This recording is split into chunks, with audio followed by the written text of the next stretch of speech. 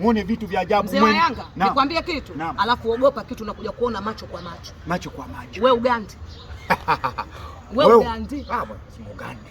Lazima Ugandi. Lazima Ugandi. Manake kwenye simu mtu kaedit. Kafanya hivi karuka.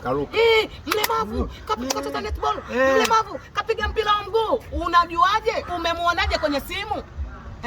Sasa njoo ujionie live. Ndio sasa hapo tutaamini hata watu wa Ulaya kweli wanacheza. Ndio. Inafanyika wapi hiyo? Inafanyika Mwembe Yanga, Dar es Salaam. Uwanja mkubwa karibu na kituo cha polisi, wala haupotei. Ulinzi huko wa kutosha. Wewe ukisikia jambo hili wewe mwambie na mwenzio na mwambie mwenzio. Ngoja nikuulize swali. Kuna kiingilio huko? Nikwambie kitu, mimi sio Suzibale.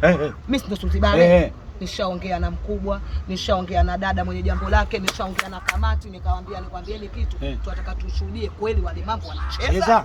Kweli vipofu watadaka mpira? Suzibale. Kwa hiyo nikamwambia, kwa hiyo hela kiingilio tufanye letu za nauli ili tusiwachoshe. Kwa hiyo wametokea burudani bure. Bure. Tarumbeta bure. Bure. Kiingilio tena hakuna. Wewe Ugandi. Wanaitwa nani? Nyamonge. Bonanza. Hawana baya. Njoo upate burudani.